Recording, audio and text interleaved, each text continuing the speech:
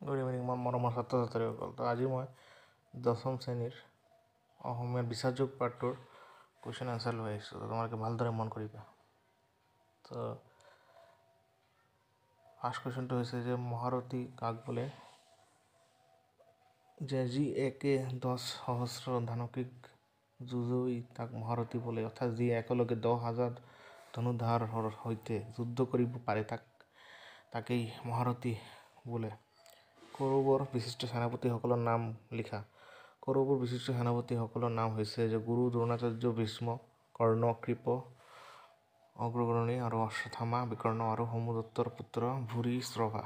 গ নম্বৰ কুৱেশ্যনটো হৈছে যে সেনাপতি বিশ্বৰ যুদ্ধ উৎসৱ দেখি কি ৰণবদ্ধৰ মহাশব্দ হৈছিল? সেনাপতি বিশ্বৰ যুদ্ধ উৎসৱ দেখি অংশ, ভেৰী, আনক, গৌমুখ আদিৰ ৰণবদ্ধৰ শব্দ হৈছিল। আত্মাই কাক বোলে? যি আনক বিষ দি জুই লগাই অথবা অন্য প্ৰকাৰৰ অনিষ্ট সাধন কৰিব বিচাৰে, যি আনৰ ধন সম্পত্তি কাঢ়ি নি ৰাজ্য কাঢ়ি নি ভাজাক অপমান কৰে অথবা অস্ত্ৰ ধৰি প্ৰাণ নাশ কৰে তাকে আত্মাই বোলে। তাৰপিছত আছে কুলক্ষয় দোষ কি?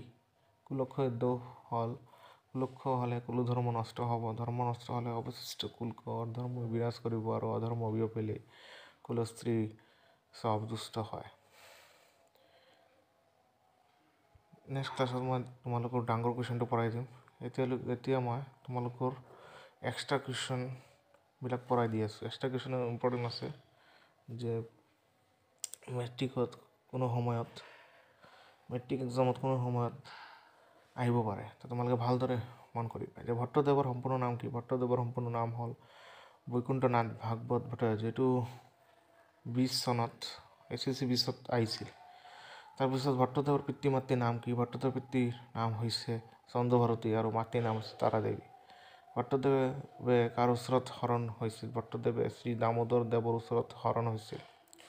ভট্টদেৱে আগতে কোনখন ভাগৱত ভাংগনি কৰিছিল? ভট্টদেৱে আগতে শংকৰদেৱৰ ভাগৱতখনৰ ভাংগনি কৰিছিল।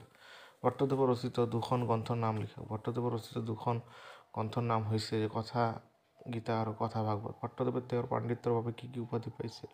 ভট্টদেৱে তেওঁৰ পাণ্ডিত্যৰ বাবে কবিৰত্ন আৰু ভাগৱত ভট্টাচাৰ্যৰ উপাধি লাভ কৰিছিল। ধৃষ্টদ্যুম্ন কাৰ পুত্ৰ আছিল? ধৃষ্টদ্যুম্ন দ্ৰৌপদীৰ পুত্ৰ আছিল। এটা ঠিক কৰি দিবা, দ দীৰ্ঘ হ'ব। সুভদ্ৰাৰ পুত্ৰৰ নাম কি আছিল? সুভদ্ৰাৰ পুত্ৰৰ নাম আছিল অভিমন্যু। আৰু পাণ্ডৱসকলৰ পিতৃৰ নাম কি আছিল? পাণ্ডৱসকলৰ পিতৃৰ নাম আছিল পাণ্ডু। আৰু বিশ্বাসযোগ পাঠটো ক'ৰ পৰা লোৱা হৈছে? যে বিশ্বাসযোগ পাঠটো কথা গীতা পুথিখনৰ পৰা লোৱা হৈছে। এতিয়া মই তোমালোকৰ গ্ৰামাৰ অংশটো কৰাই দি আছোঁ। তোমালোকে ভালদৰে মন কৰিবা যে গ্ৰামাৰ অংশটো হ'ল যে তলত দিয়া শব্দবোৰৰ একোটিকে সমাৰ্থক শব্দ লিখা। নিপুণ হ'ব প্ৰাকৃত, সমীপ হ'ব নিকট, ওচৰত, বিস্তৰ হ'ব বহুত, সহস্ৰ হ'ব হাজাৰ, সদৃশ্য মানে একে, বাদ্য হ'ব বাজনা, কৰ চৰণ ভৰিত ধৰা, চৰ্ম হ'ব ছাল, শ্ৰুতি হ'ব বেদ আৰু বিমংগল হ'ব অমংগল, বান্ধৱ হ'ব মিত্ৰ।